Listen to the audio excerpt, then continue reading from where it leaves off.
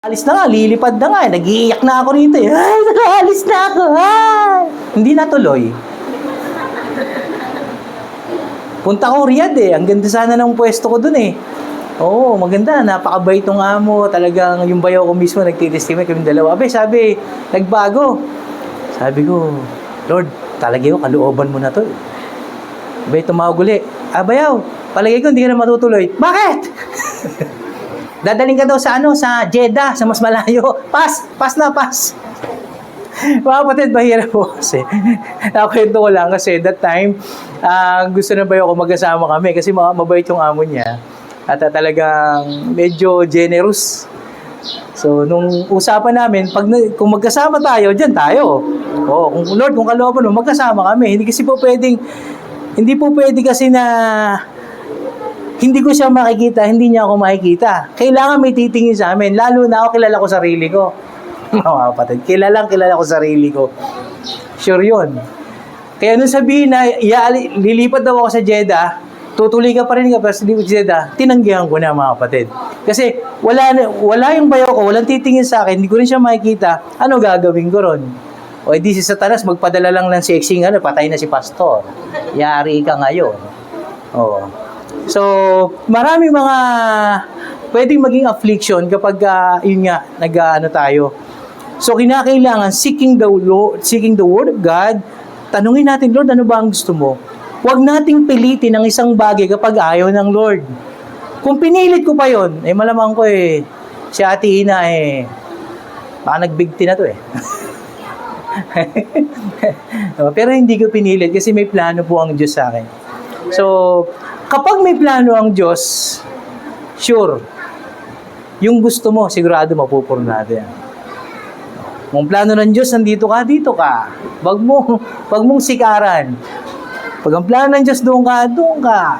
Ayan. So, meaning, ang Diyos pa rin ang masusunod sa lahat. Let us consult the Word of God.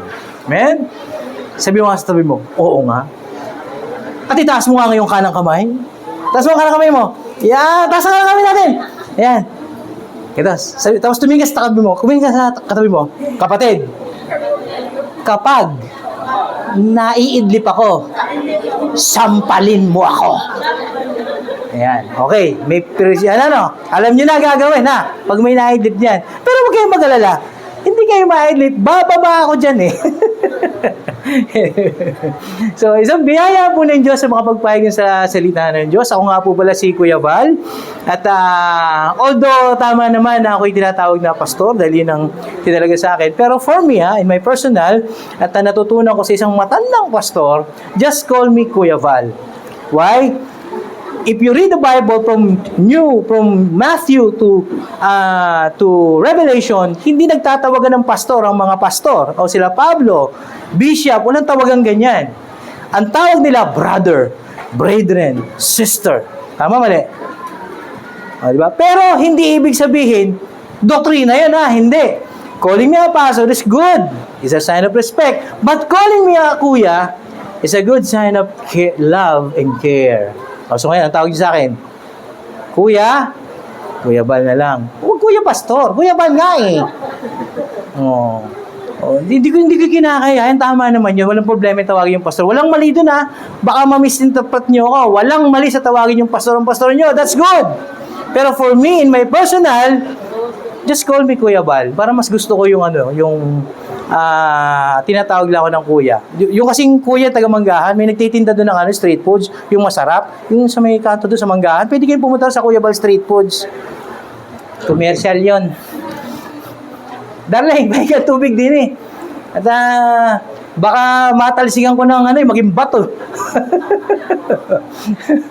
Anyway, tayo po yung manalangin sa Panginoon. Father God, Panginoon, salamat po sa iyong biyaya at habag sa isang kalangasang bigay ninyo, Panginoon. Lord, wala po kaming magagawa kung wala ka, Panginoon. Salamat po sa buong sanlinggo na kami hindi mo pinabayaan. Actually, anytime pwedeng may maganap. In just split seconds, Lord, pwedeng may mangyari. But Lord, iningatan mo bawat minuto, bawat segundo, bawat oras bawat sandali ng aming buhay. That's why nandito po kami, Panginoon, pinahintulot mo. At inaasahan mo, Panginoon, ang aming puso ay sasamba, makikinig sa iyong salita, at i-apply ito sa aming buhay, Panginoon. Lord, di ka po namin hahayaang mabigo ngayong araw na ito, Panginoon. At dalangin po namin na kami po iyong samahan, ang iyong Santong Espiritu sa aming kalagitnaan ay gumalaw, Panginoon. Ang iyong pong salita ang maging pundasyon ng aming pamumuhay at dalangin po namin, Panginoon, na kami inyong gabayan at alalayan. Ilayo niyo po kami sa mga maraming isipin, sa halip sa oras na ito, itutok niyo po, Panginoon, ang aming isipan sa iyo. Sapagkat, Lord, sa oras na ito, Panginoon, may gagawin ka, Panginoon. In Jesus' name. We thank you, Lord. Ako po, Panginoon, iyong lingkod, hindi karapat-dapat. Isa lamang patay na aso na may tuturing, subalit iyong kinahabagan at binigyan ng pribileyo na sa iyong kalagitnaan ay makapagsalita at ibahagi yung salita. Panginoon, without you, I am nothing. Without you, Lord, wala po akong kakayanan. Wala po akong magagawa kung hindi niyo po ako sasamahan, Panginoon. Kaya salamat po, Diyos. Ikaw ang sumikat sa oras na ito. Sumikat ka. Ikaw ang sumikat, Panginoong Jesucristo. Purihin ka, O Diyos. Dinideklar po namin, Panginoon, ang katagumpayan ng gawain na ito. Samahan niyo po ang bawat isa. In Jesus' name. Amen. Amen. Praise God.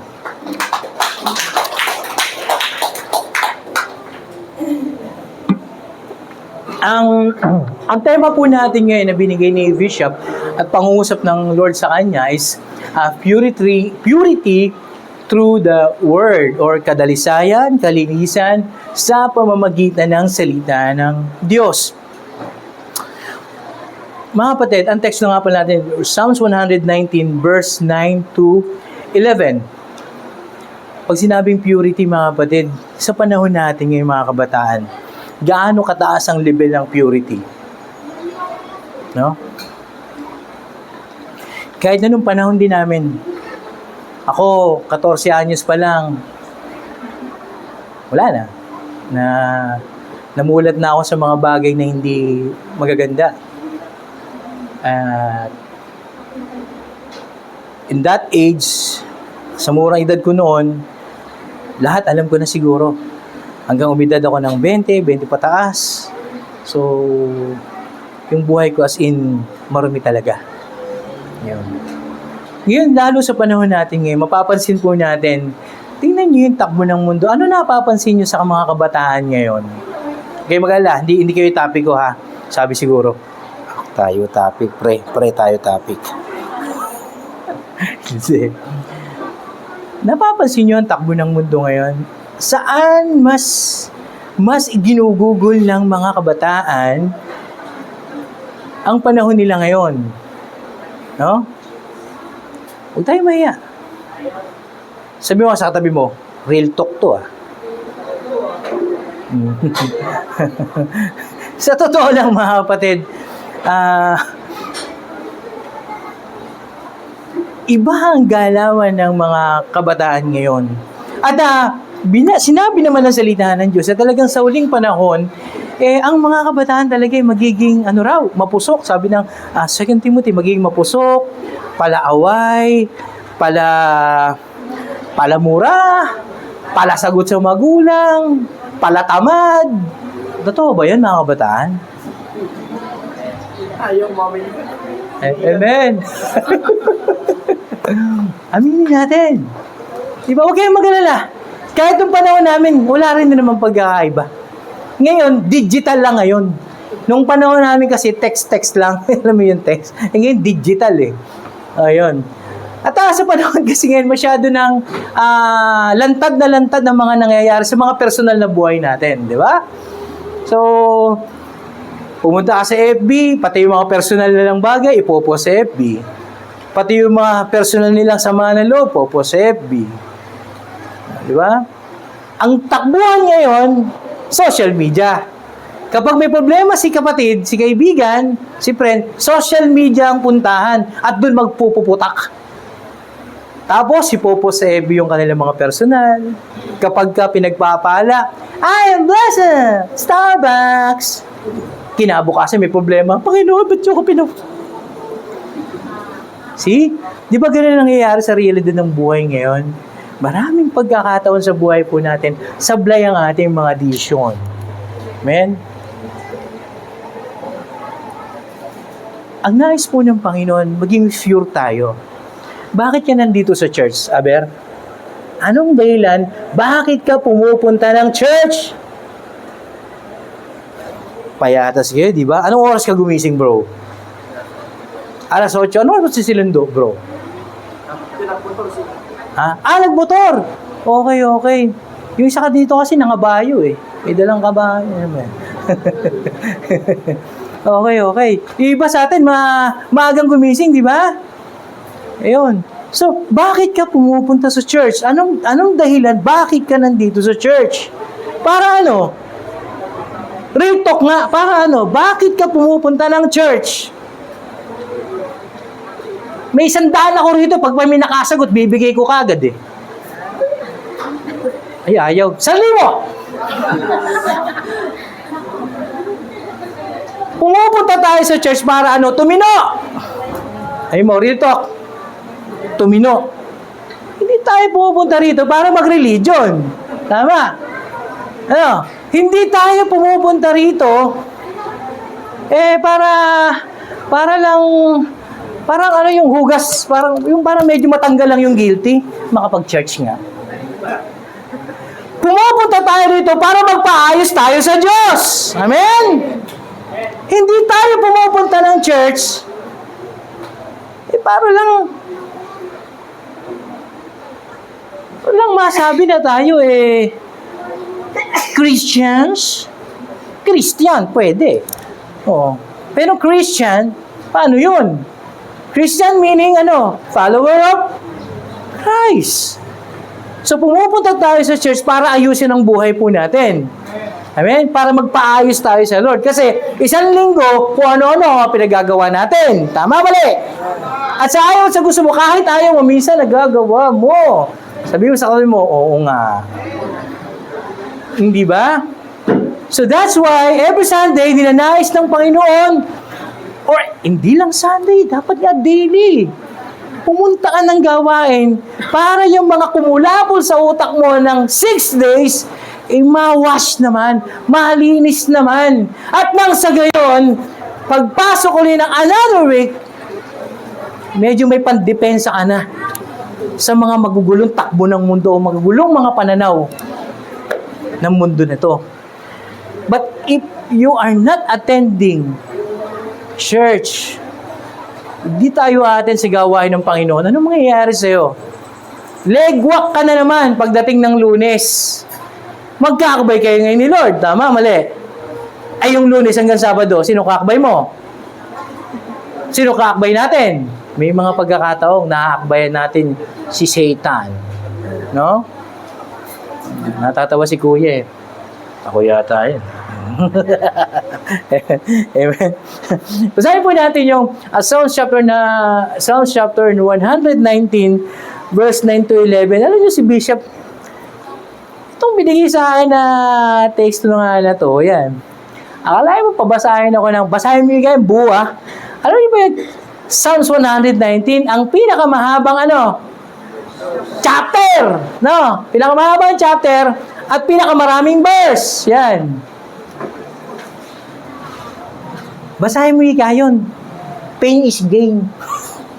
Binigay Biyernes. Ito pang 1 linggong pag-aaral to eh. 2 araw lang eh. Sabi ko, Paps, wala na akong tulog ha. Tinan mo laki na eye bag ko eh. Anyway, dito na po tayo mag-concentrate sa sinabi po ng ating bishop sa tema po natin. Psalms 119 verse 9 to 11, ang sabi po roon, sabi nga sa mga kabataan, susuot ko muna itong mahiwaga ko sa lamin na tig-20. How can a young man keep his way pure? May tanong si Lord. How can a young man keep his way pure? Sinagot naman niya, by guarding it according to your word. Verse 10, with my whole heart, I seek you. Let me know wonder from your commandments. I have stored up your word in my heart, that I may not sin against you.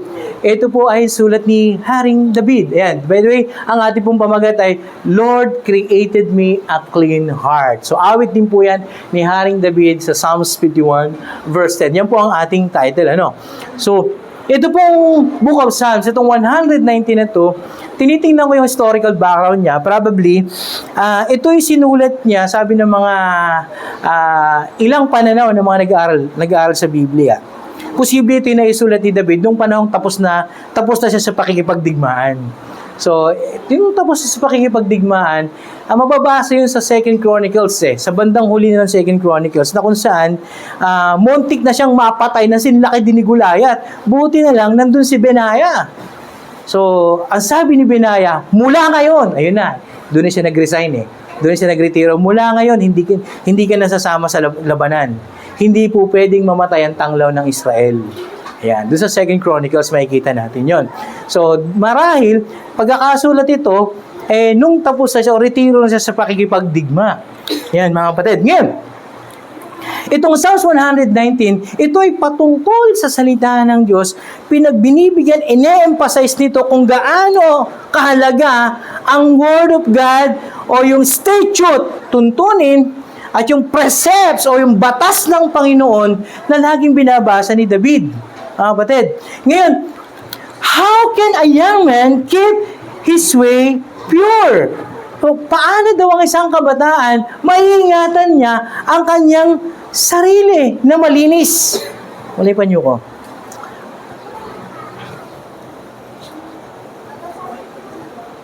Kayo mga kabataan, lantad tayo ngayon sa mga samut-saring ideolohiya ng teknolohiya. Tama? Di ba? Hindi natin maiwasan. Even hindi lang mga kabataan, pati mga katandaan, at pati mga isip bata. Di ba? So, lantad po tayo ngayon sa tindi ng social media. At marami ngayon, ina-idolize. Tanong ko lang, yan ba ang ground mo? Oh. Yan ba talaga ang ground mo? Yan ba yung lupa mo na dapat mong tirigan? O yan ba yung tubig na dapat mong languyan? Ha? Subukan mo yung tilapia, tanggalin mo sa tubig, ilagay mo sa lupa, ano kaya mangyayari? Di ba?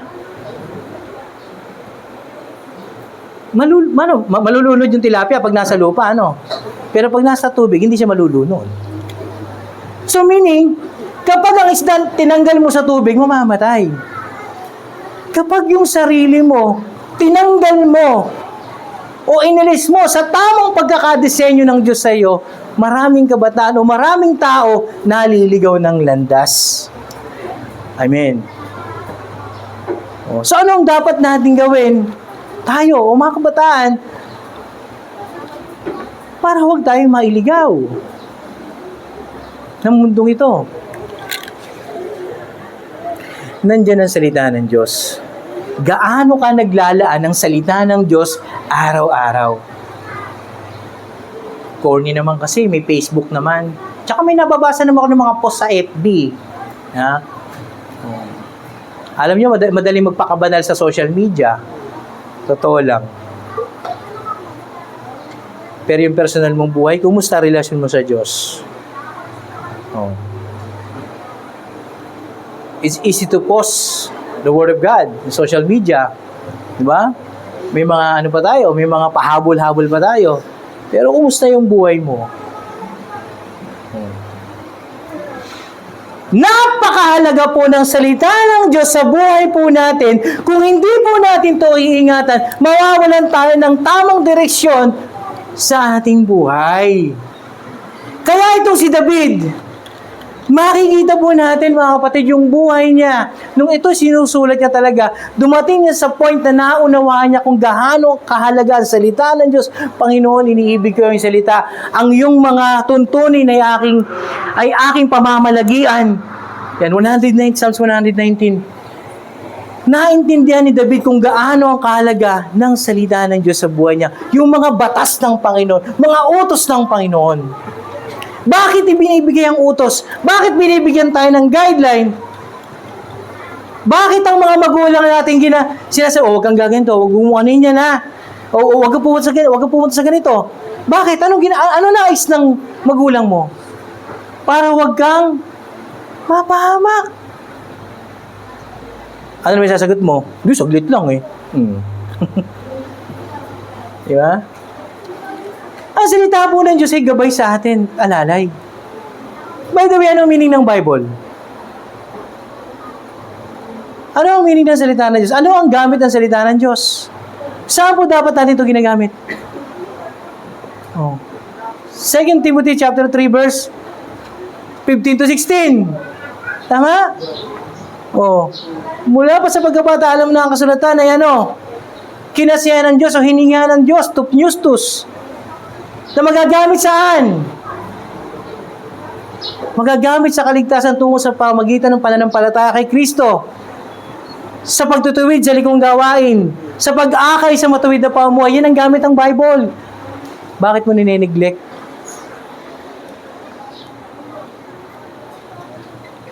How can a young man keep his way pure? By guarding it according to your word. Sa pamagitan, ia-align ka ng Diyos. Maraming ngayon sa atin wala na sa align.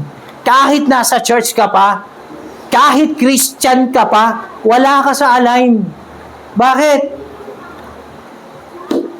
Yung salita ng Diyos, sineneglect mo. Kung ang salita ng Diyos may pitak sa puso mo, sasabihin siya mag-uumapaw yan. Ano sabi ng Panginoon? Living water. Aapaw sa atin. Tama? May kagalakan ka ba pag pumupunta ka simbahan sa church? Diba? Bakit tinatamad kang pumunta sa church? Bakit? Hindi ka naman nagbabasa ng Bible. Yung totoo lang. Baka nagpo-post ka lang. Pero yung totoo na yung pakikipagdiig sa Panginoon, meron ba talaga? Ang palatandaan ng tunay na nakikipagdiig sa Panginoon, nakikita mo yan sa gawain ng Panginoon.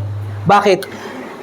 Gustong-gusto niyang ibahagi yung natutunan niya sa salita ng Diyos, yung revelation ng Lord sa kanya, gustong-gusto niyang i-share. Tama mali? Gustong-gusto niyang i-share yun. Bakit? Kasi nag-uumapaw sa kanya yung Word of God na may meditate niyang mabuti. Pero pag hindi ka nagme-meditate ang Word of God, ayaw mong gumawa sa gawain. Sure yun. Sabi mo sa tabi mo, oo nga,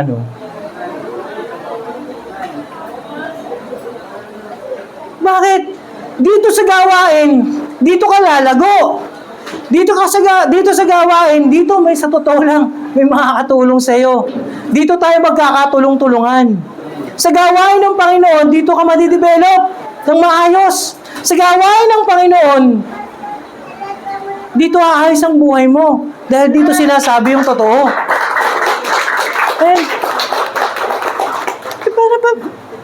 Paano ka magkakaroon ng kasiglahan sa pagpunta sa gawain? Hindi ka naman nagbabasa ng salita ng Diyos.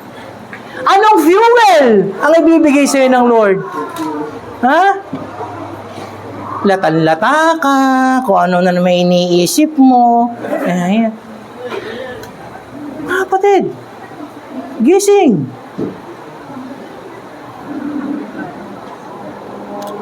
Ang nais ng Panginoon, maayos ang buhay natin pare-pareho. Tama ba rin? So that's why the Word of God given by God. English ko na yun. Given by God to us. Para ma-okay ang buhay po natin. Amen po.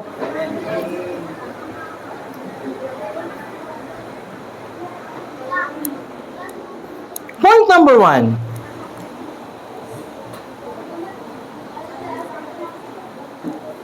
Seeking God is obeying His command. Kapag nagbabasa ka ng salita ng Diyos, hinahanap mo ang Diyos. Amen? Yun ang kainaman doon. Kasi bakit? Salita ng Diyos yun eh. Yan. Ano ang sabi ng Panginoon? John chapter 14 verse 15, if I recall. Kung iniibig nyo ako, susundin nyo ang utos ko. Ayan. Madaling sabihin, I am a Christian. Tama? I'm a Christian. Madali yun. Pero ang palatandaan ng Christian, sumusunod sa salita ng Diyos. Iniibig ang utos ng Diyos. Amen? Ano ba ang utos ng Diyos? Magbigay ka nga. Sino nakakaalam dito? Isang utos ng Diyos. Ano? May nadinig ako Patawarin ang may utang. Okay, mga kapatid. Tuloy po kayo, mga kapatid. Patawarin ang kasala. Isa sa mga utos, kaya bang gawin yun? Patawarin ang kasala? Paano kung halimbawa, nagbabayad ka naman ng maayos sa apartment nyo, pinagawa mo pa yung bubong, ikaw umaayos lahat ng mga nasira doon, tapos pinalayas ka. Anong dahilan? Ano gagawin mo? Mapapatawad mo kagad yun? Hindi ba? Walang kadahilan. Parang nangyari sa amin.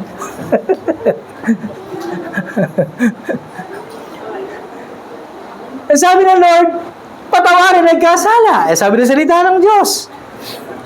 But how? Gaano kadali? Di ba? Lalo na't kung minakagawa sa'yo ng mali. Pero yun ang sabi ng salita ng Diyos. Kung yung bahay susundin mo, sino magbe-benefit? Hindi ba ikaw din? Holding grudge in your neck. Naku po, napakahirap niya. Magpatawad ka na lang. At the end of the day, wala ka namang control Sa totoo lang. Yung nakasakit sa'yo, nagpapatuloy na sa buhay, pero ikaw naman ang saktan ni GF, nagbababad sa nakaraan.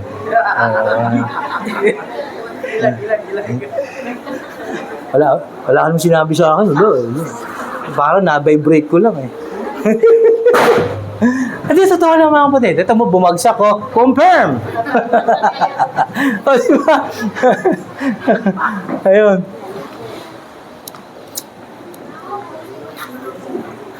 If you love God, if you love me, obey my command. Sabi ni Lord, kung iniibig niyo ako, sundin niyo ang utos ko. Kaya si David, yung time na yan talagang sobrang mahal na mahal niya ang utos ng Panginoon. Tinitreasure niya, talagang gusto niya doon na lang tumira sa templo. Kasi alam niya ang bunga ng pagsuway.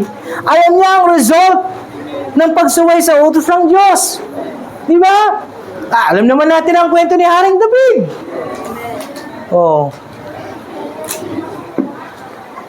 Hindi komot the man after its own heart ay hindi ka pwede sumablay. Pwede ka pa rin sumablay.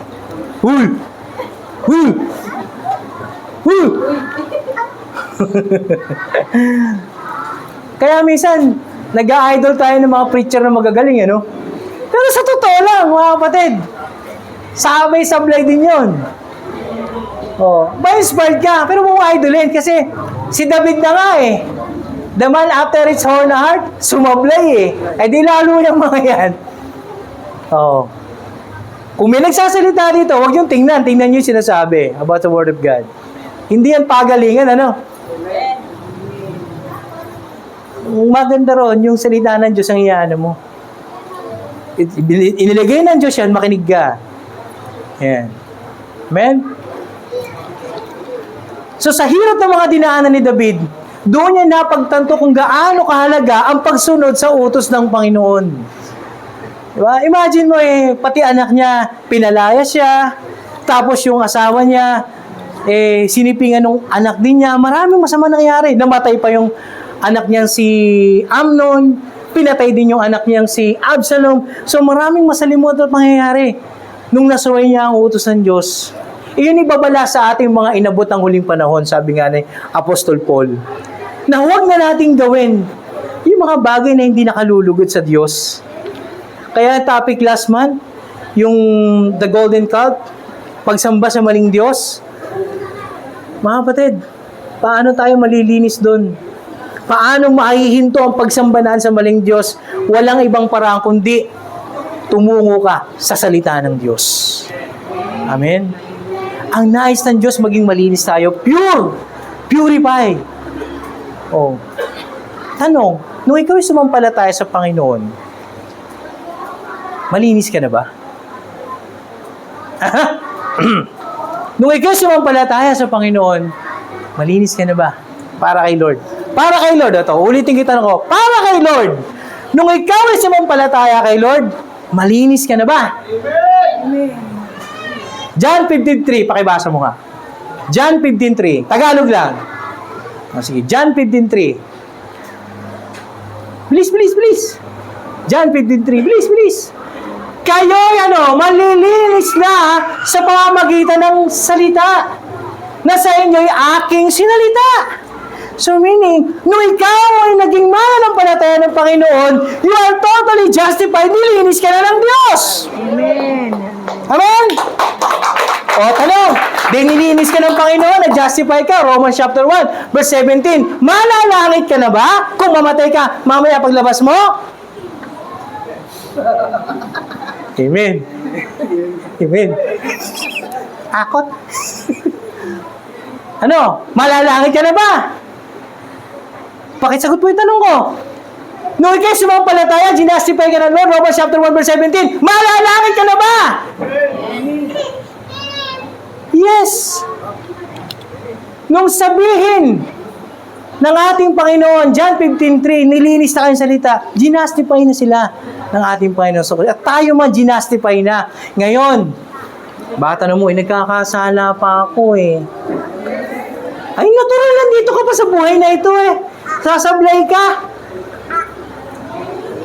Ang sabi sa Bible, huwag kang magkasala. Hindi sinabi na hindi ka na magkakasala. Tama? Nung ikaw sumampalataya, hindi ibig sabihin hindi ka na makagawa ng mali.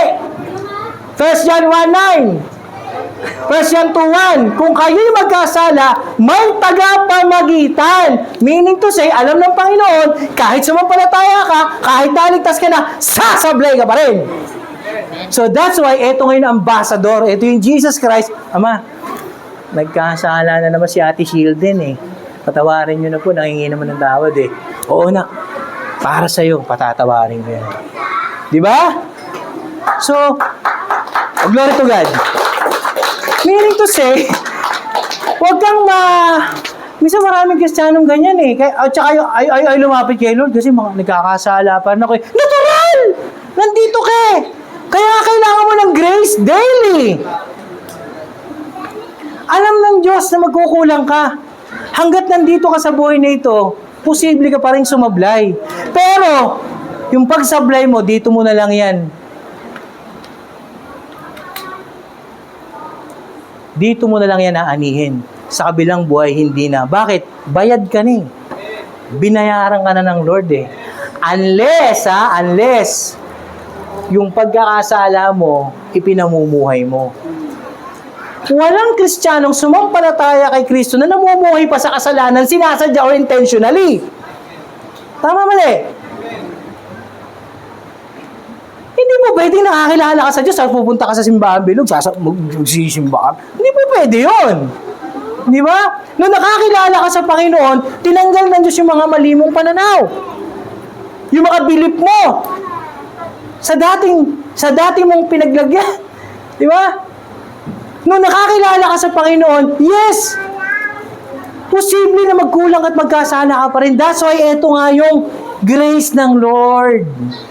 1 John 1:9, kung ipapahayag na yung mga labi na iyong kasalanan, makakaasa kayo patatawarin at lilinisin ka sa iyong kasalanan. So, hindi ka dapat mag-guilty, hindi ka dapat hindi aaten sa gawain kapag nagkukulang ka at nagkakamali. Amen? Praise God. Hindi dahilan yung pagkukulang mo para mawala ka sa gawain.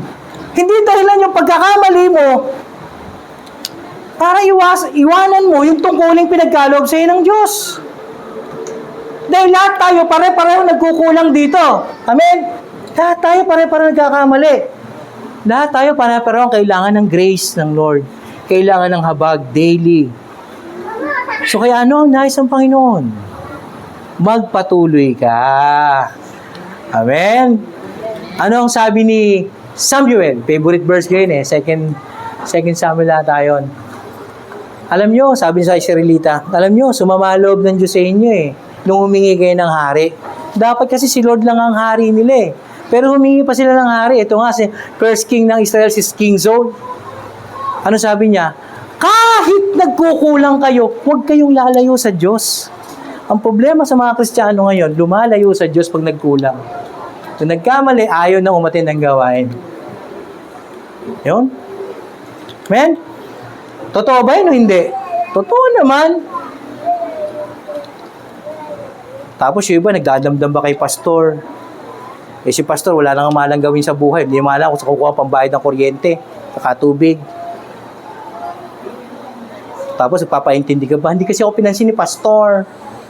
Paano ka mapapansin? Pagod na pagod nga. Katatrabaho. Hingal na hingal. Intindihin mo naman, si pastor naman. Sabi mo. Di ba? Intindihin mo naman. Kunti unawa naman. Men. Sabi mo, oo nga. Point number 2. Treasuring God's word in our hearts prevent us from sinning. Hoy, tama, sabi niya. With my whole heart I seek you. Let me not wander from your commandments. I have stored, verse 11, up your word in my heart that I may not sin against you. Yun daw salita ng Diyos, kapag ini-stored mo sa buhay mo, makakaiwas ka sa pagkakasala. Kung every morning, nilay mo ang salita ng Diyos, makakaiwas tayo sa paggawa ng mali. Di ba? Pinga. Mamaya na. Kung intention mong huwag magkasala, hindi mo kayang gawing mag-isa yan. Kailangan mo ng salita ng Diyos para gumabay at umalalay sa iyo. At ang banal na Espiritu na pinagkaloob sa iyo ng Panginoon na parakleto sa tutulong sa iyo, ang magpapaalala ng binasa mo. Anak, ang sabi ng salita ng Diyos, huwag mong kukunin yung hindi sa iyo. May girlfriend na yan eh. Huwag mong kunin. Ha? May boyfriend na yan eh. Huwag. Pero kung wala kang i-store na Word of God sa isip mo at sa puso mo, wala. Dire-diretso lang paggawa mo ng mali. Oo, hindi tayo makalaban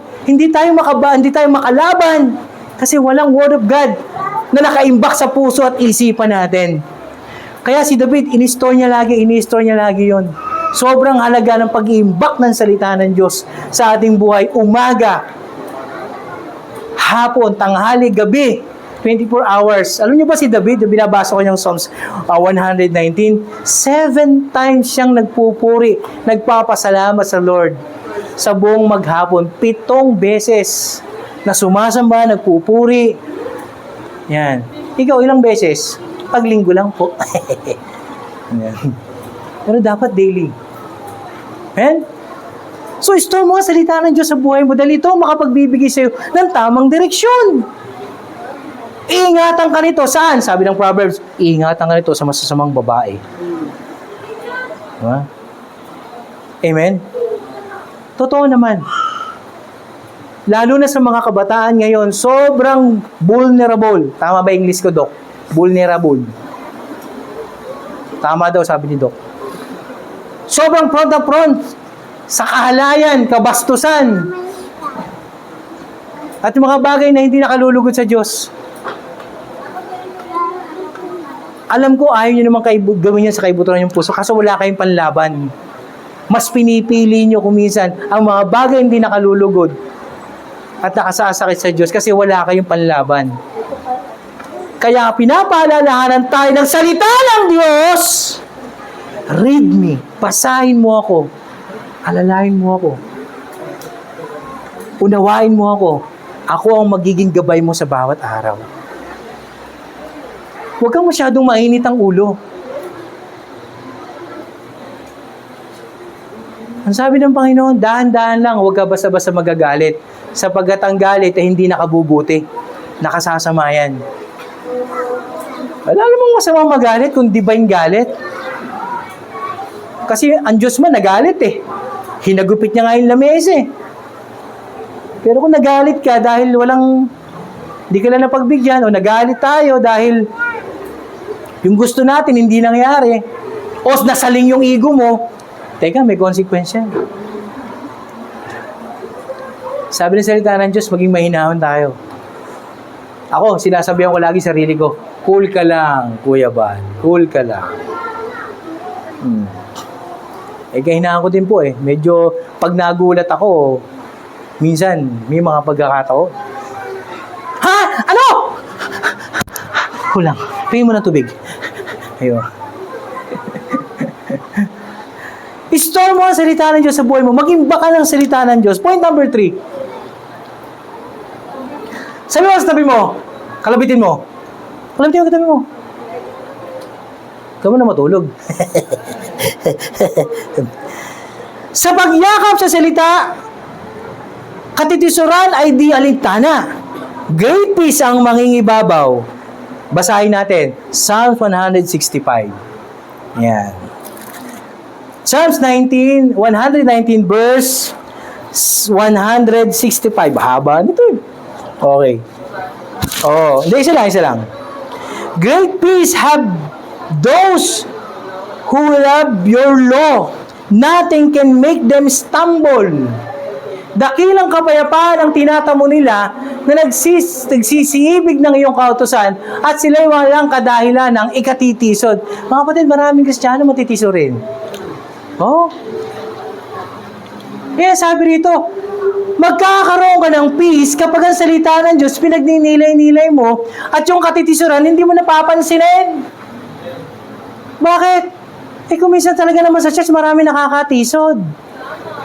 Marami kasi mga ugali rito sa church. Sa totoo lang, ito imbakan to eh. Itong church, imbakan to ng mga kinukumpuni ng Lord. Tama, mali. Kaya, ikaw naman, i-assess mo rin sarili mo. Pagpasok mo rito, tao lang yung mga kapatid mo. Even si pastor, tao din lang yan. Nagkukulang yan. Ano ang sabi sa salita ng Diyos? Pag nasaktan ka, magpaumanhinan kayo. Di ba? Ephesians chapter 4, magpaumanhinan. Kung nagkasakitan, magpatawaran.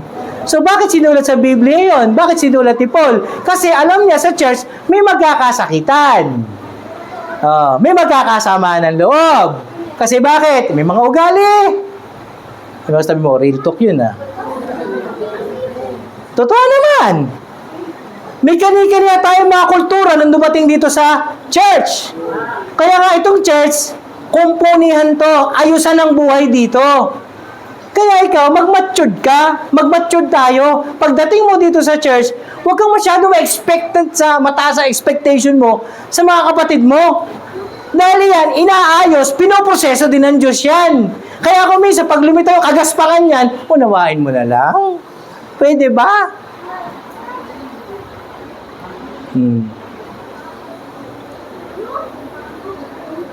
Ang nais ng Diyos, ayusin yung mga karakter natin dito. Kaya, huwag kang umasa. Kapag nasa church ka, mga anghel lang nasa church, yung may halo, may pakpak. Hindi yan. Inaayos tayo, pare-pareho ng Panginoon dito. Tama, mali? Lahat tayo may mga sablay. Itinatama tayo ng Diyos dito. Kaya kung halimbawa nakakita ng kamalian sa kapatid, pwede pa, huwag mo nang gano'ng kung gusto mo, lapitan mo, kuya, medyo na-open ako dun, di mo ko binigyan ng kumukuha ako ng ulam, di mo ko binigyan Ganun ba? Gawin na lang. Naalala ko isang kapatid natin, yung sumakabilang buhay na, hindi ko nabigyan ng kape. Dinala kagad yung backpack Uy na ako. 1 linggo ako hindi binati. Hindi ko nabigyan ng kape. Tapos ito, hindi binigyan ng ng saro. Nagpupuri pa naman, hinihintay niya, abutin yung saro. Ito, ang tinapay, wala lang makuha. Hindi pala binigyan. Hindi siya binati, 1 taon. Bumalik na naman kay Lord, umalis na. Huwag ka masyadong manipes. No? Para magkaroon ka ng kapayapaan, ang salita ng Diyos, nagbibigay ng kapayapaan sa buhay po natin, nakikita natin, may hams, hahakbang ka na lang. Yung hams na yun, ay yung mga ugali ng bawat isa sa atin, na minsan nakakabuwisit talaga. Amen? So kaya binibigyan tayo ng Diyos ng light. Yan, mamaya babasihan natin yon. Liwanag. Sino ba nagbe-benefit kapag yung pangit na ugali ng kapatid mo, nahakbangan mo na lang? Sino ba pinapalakpakan ng Lord? Hindi ba ikaw? Hindi ba ikaw nagbe-benefit kasi pinalampas mo lang yung nagawang mali? Hinayaan mo na lang.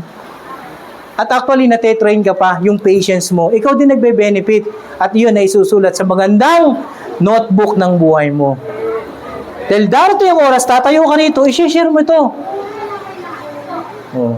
Kaya kung minsan yung mga pangit na senaryo na nakikita natin sa buhay po natin, ano man yan, kung minsan pinahihintulot ng Diyos yan para isulat mo sa pahina ng buhay mo at ikwento mo pagdating ng panahon. Amen? So, yun po ang natin, yun po ang nais ng Panginoon. So, once na ang salita ng Diyos, in-store mo sa buhay mo, so magkakaroon tayo ng kapayapaan.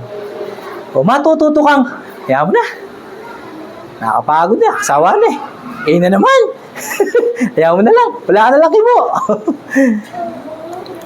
Point number 4.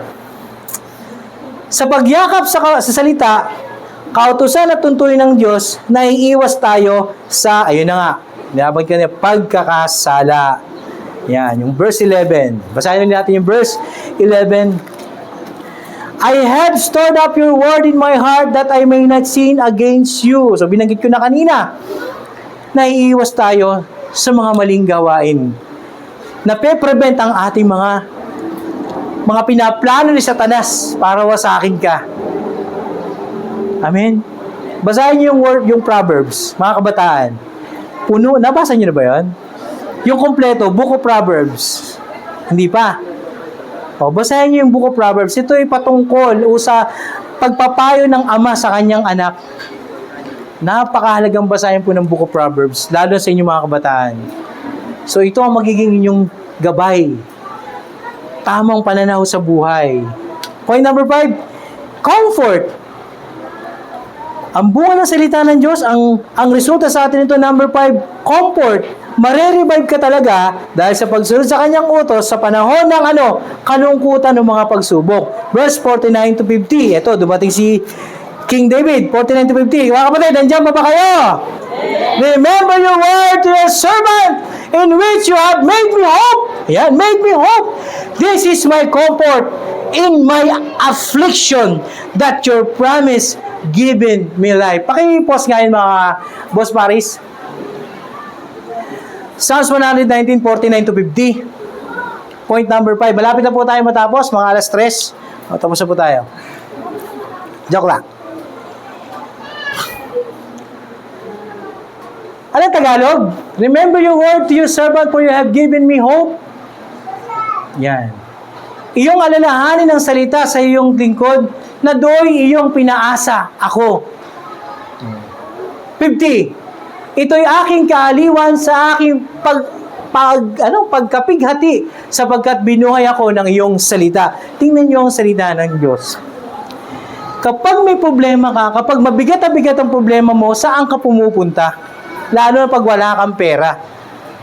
Sino kagad ang kinokontak mo? Oh, aminin natin. Mare, kumusta ka na? Pre. Ano yung pre? Balita ko, nakapagbenta ka ng maraming manok ha. Nakita ko sa post mo nakaraan ha. Oo nga. Wala na, binayad ko sa bahay eh.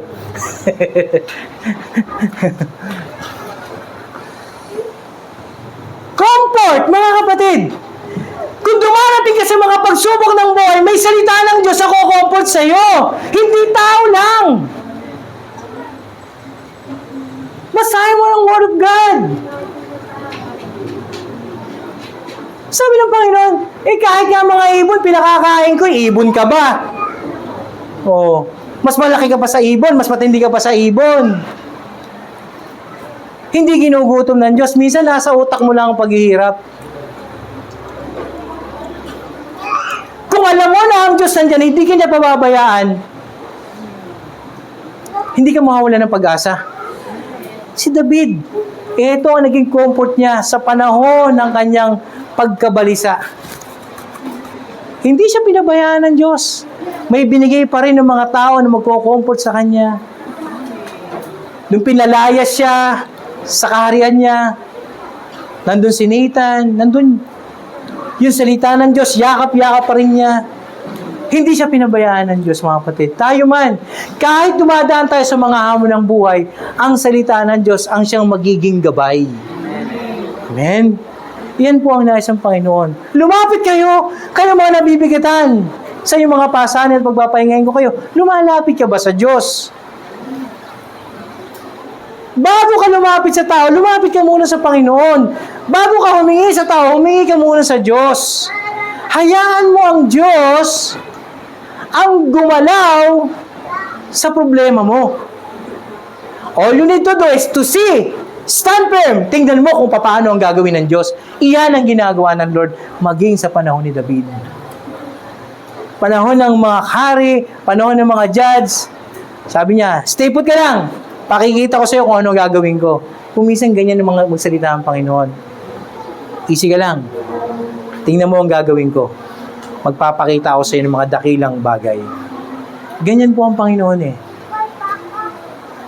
Gulong-gulong mga Israelita. Naku, ayan na! Ayan na mga Ehipto! Moises, papatayin mo kami dito sa ilang! Ang sabi ni Moises, easy ka lang. Easy lang kayo. May gagawin ako. Tingnan na lang nyo. Manood na lang kayo. Yung Ehipto na yan na umabot sa inyo, hindi nyo na makikita. So, anong application sa buhay po natin mga kapatid? Kapag dumadaan ka sa matitinding hamon ng buhay o hamon ng buhay, magtiwala tayo sa Panginoon sa pamamagitan ng kanyang salita. Seek first His Word. Dapat tayo mga Kristiyano, yun kagad. Bakit? Yun talaga ang ating takbuhan. Yun ang grounds natin, ang Panginoon muna eh. Unahin natin ang Panginoon. Practicein natin daily na inuuna ang Diyos. May pagpapala ka o may problema ka, unahin mo lagi ang Panginoon. Comfort. Makararanas tayo ng comfort sa salita ng Diyos. Kung sumablay ka, nagkamali ka, mabigat ang pagkakasala, lumapit ka sa Panginoon, comfort! Ang nais ng Panginoon huwag ka nga sanang mahirapan Pero kung bakit lamang tayo nahirapan dahil sa ginagawa nating mga maling desisyon sa buhay po natin. Tama, mali? Tayo nagkukulang Minsan hindi natin nababalanse ang desisyon natin. Kaya tayo minsan ang umaani. Di mo ba? Kumuha ka ng hulugang motor. Alam mo naman ang sweldo mo, 400 lang isang araw. Paano ka makababayad doon? Di ba? Mahirap yun. Tingnan mo, huwag kang magmadali. Hindi ko umot uso, gagawin mo. Hindi ko umot inain ngayon, gagayahin mo. Sumusweldo ka ng 300, gumagastos ka ng 800. Paano yun? Parang mahirap yun. O tapos, isisihin mo ang Diyos, ay, Panginoon, pinabayaan mo ako. Nek mo! Pinabayaan. Gastos ka ng gastos ng lampas sa sweldo mo Tapos ngayon, sasabihin mo, pinabayaan kita. Ano yun? O minsan tayo may, sabi mo, parang minsan itililing tayo no? Ano yung pagkakataong ganon? Madalas yung mali mong desisyon, sa dulo, sisisihin mo ang Diyos.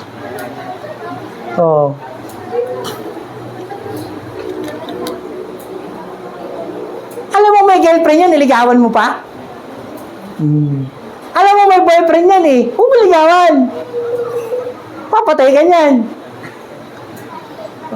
Alam mo may asawa yan, huwag kang gumiri-giri dyan, baka sipain ka ng asawa yan. Di ba? Mga lalaki pa naman, gawin-gawin. Nakikipag-usap, depende sa muka. Di ba? Pag may love ka, huwag kang makikipag-usap. Tama, mali? Kasi kung minsan alam mo nang, yan ang kahinaan mo, papasok ka pa sa ganyan. O ako, sisisihin mo ang Diyos. Huwag mong gawin yun.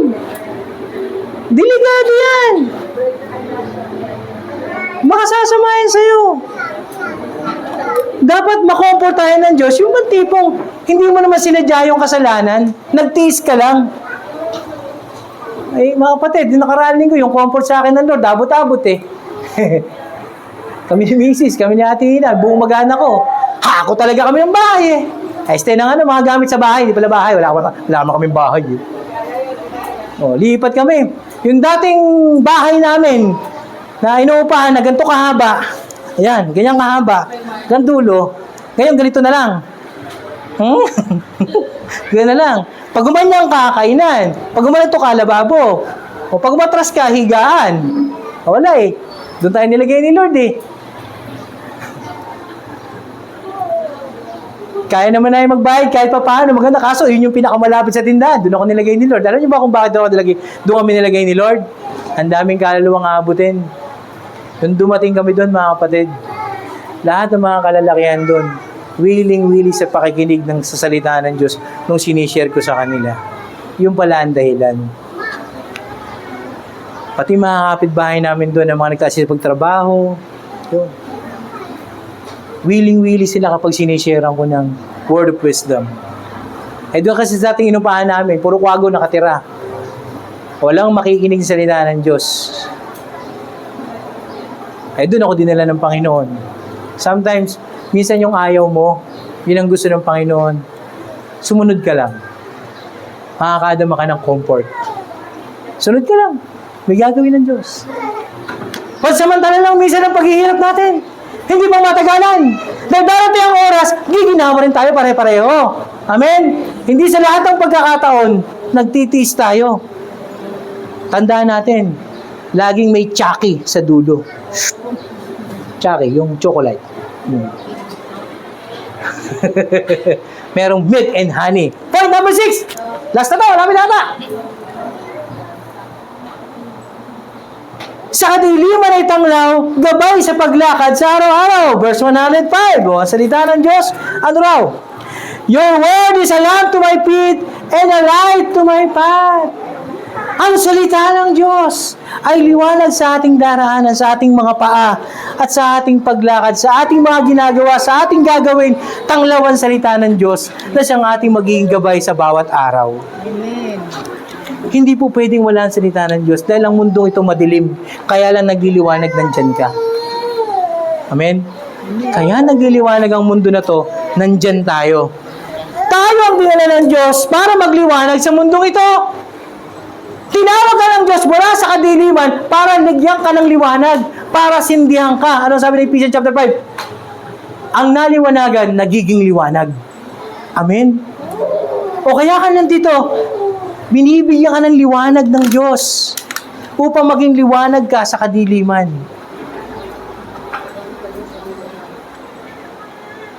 Tinatanglawan ng Diyos ang ating daraanan. Ang problema, may tanglaw na nga, ayaw mo pang dumaan. Ang gusto mo pa rin sa madilim. Dito, sa may parting wala nakakakita. Nadala-dala mo ang cellphone mo, nasa may kwarto ka, anong ginagawa mo?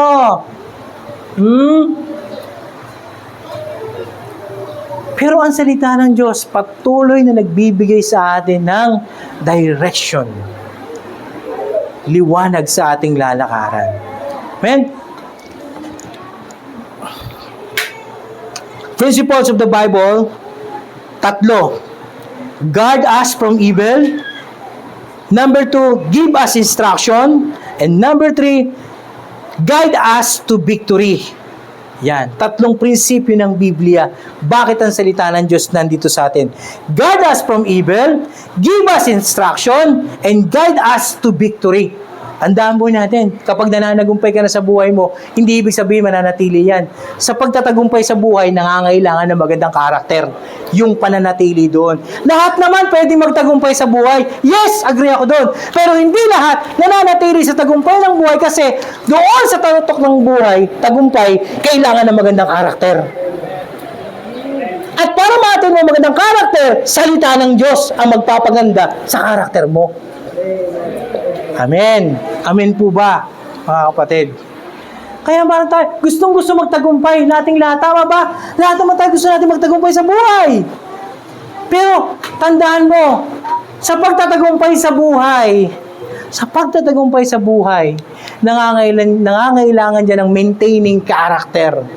Kang mayabang, magtatagumpay ka na. Huwag pamukha sa katabi mo na meron ka. Huwag mo ipagmalaki na ang husay-husay mo. Huwag mo ipagmalaki yung nakakuha ka ng ganito. Okay. No, hindi. Ang salita mo ilawan sa aking mga paa at liwanag sa aking landas. Mga kapatid, liwanagan natin, liwanagin nawa ng Lord ang ating mga isipan. Kapag tayo dumarating na sa tagumpay ng buhay, maging mapagpakumbaba po tayo. Ipinahihinto ng Diyos, the turning point ng buhay mo, magtagumpay ka! Huwag mong pababayaan yan. Ang pambalansi dyan, ang pag-maintain dyan, magandang ugali. Kung kapiraso pa lang ang pera mo, nakarampot ka ng konti, yabang mo na, kung magpo-post ka na, pati name tag pati price tag, pinost mo na sa FB. O ito, ano to ha, ito mo, oh. Ano to, hook bag, 1.5. O may nakita ang gano'n, ina-unprint ko na pag gano'n eh. Yung bang konting nakadampot ng konti, baka naman ako sino. Oo, ito sabi nga kay Ate Ina eh. Tinuro kami sa kanya, talagang binubulyawan ng lalaki. Binubulyawan talaga. Pero yung lalaki na yon, nakita ko nung araw yung hirap niya. Talagang nagpuro grasa, helper lang. Hindi ko alam, pinagpalahatan ng Lord. Kung tumama sa loto yun. Aba, may kaaway. Grabe, kumakasigaw sa kaaway niya. Sabi nga sa kanya, tinan mo ako to. Nung araw yan, humble na humble yan. Pero nung nagkapera na, grabe na kumakaasta. Yung humble, naging hambog. Oo, mga kapatid. Yung kapakumbabaan, huwag mong aalisin yung sarili mo. Huwag mo kasamin na hangaan ka lagi ng tao. Kumisan kasi gustong-gusto natin na malaman ng tao nakakaangat tayo. Tama, mali. Kaya gusto natin ng possession para masabi natin nakakaangat tayo. Kaya kung minsan bumibili ka, kahit wala ka ng pera, bumibili ka ng mamahaling cellphone para masabi mo nakaka-in ka, nakakasabay ka sa uso. Kung minsan po, ganun ang karakter natin. May mga pagkakataon po sa buhay po natin ganyan. Kaya, nais po ng Panginoon, liwanagin mong pagliwanag yung salita niya sa buhay mo. Ano man ang sitwasyon mo sa buhay, yung salita ng Diyos ang iyong maging gabay. Simple ka lang, tahimik ka lang. Pag may papala ka, huwag ka masyadong makwento, huwag ka masyadong madaldal. Kung may pinaplano ka, huwag ka masyadong magkukwento. Hayaan mo lang, hayaan mo ang Diyos. At kung may tagumpay ka, hayaan mo sila magkwento, huwag ikaw. Tama, mali. At huwag ka naman masyadong mag-aksaya ng pagpapakita na yung kabaitan. Maraming ganun eh. Nag-e-effort pa para masabing siya mabait. Kung tutulong ka, tahimik ka na lang. Huwag mo na i-post. Maging simple ka na lang. Meron kong isang vlogger na gustong-gusto eh. Kuya! Sa'yo na ito, dali! Hindi na pinakikita yung mukha niya. Kamay lang niya. Naabot ng 2,000 eh. Mas gusto ko yung gano'n, hindi gano'n pinakikita yung mukha niya, hindi na gano'n, tahimik lang, as in. So kapag dumating yung bine-bless ka ng Panginoon, maging simple lang tayo. Low profile pa rin. Amen? Sapagkat kinalulog na ng Diyos ang tao maging mapagpakumbaba. Ayan. Yung parang akala mo, kung ba't nagkaroon ka, parang hindi ka na untouchable ka na. Grabe naman. Dapat hindi ganoon. Tinutuloy-tuloy ng Diyos ang blessing sa buhay mo kapag nakikita niya marunong kang mag-handle. Lalo na ngayong damdamin. Dumadami ka, lalo kang bumababa. Tama? Amen po ba, mga kapatid? Application. Inaantok na po ba tayo? Maaga pa, 11. Nagising nga kayo nung oras eh. 11. Ano ba, late ba yan? Ha? Late? Anong oras na? Hindi. Tama pala. Okay. Nitatakot niyo ako eh. Okay. Sabi po ng John 17:17, to, ganito, tayo'y tinawag ng Panginoon, tama. Saan ka dapat nakatalaga? Sa salita ng Diyos. Bakit? Ano ang prayer ng ating Panginoon sa Kristo? Ama, italaga mo sila sa katotohanan at ang salita mo ay katotohanan. So tayo mga mananampalataya, tayo mga Christian, tayo mga tinawag ng Diyos, Saan dapat tayo nakatalaga?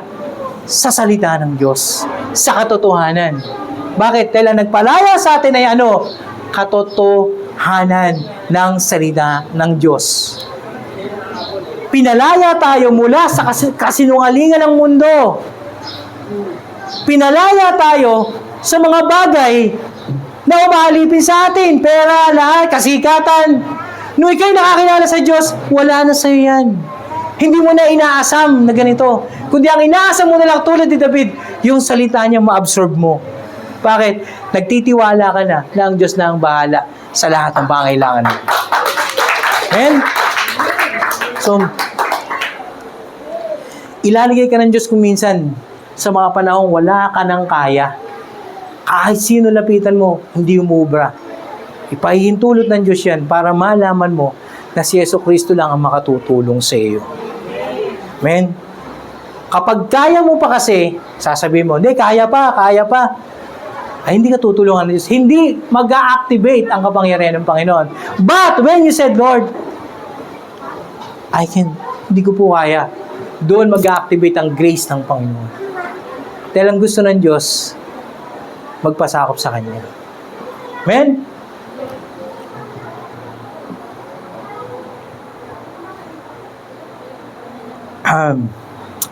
Simple lang po. Warning. Huwag nating gamitin ang ating buhay sa walang kakwenta-kwenta. Huwag mong gamitin ang buhay mo nang wala kang manual. Kung bakit napupurnada ang mga buhay po natin, hindi natin ginagamit ang salita ng Diyos. Kung bakit may mga mali tayong desisyon sa buhay, hindi natin ginagamit ang salita ng Diyos. Remember, ito po ang manual ng ating buhay. Ito po ang makapagbibigay ng tamang direksyon sa ating buhay.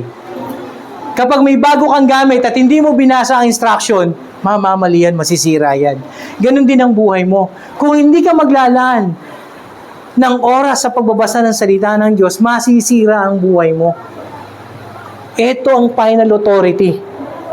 Ang salita ng Diyos. Huwag mong hayaan na mawalay sa iyo to. Ito ang magbibigay ng tamang direksyon sa bawat isa sa atin. Kung gusto mong matumpak ang direksyon mo sa buhay, tumungo ka sa salita ng Diyos. Amen? Tayo po'y manalangin, Panginoon.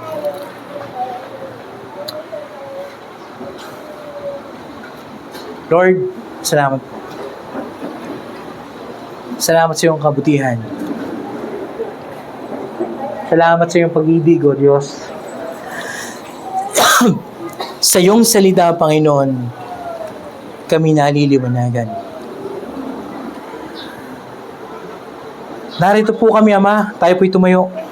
Narito po kami, Panginoon, sa iyong harapan. Aminado sa aming mga pagkukulang.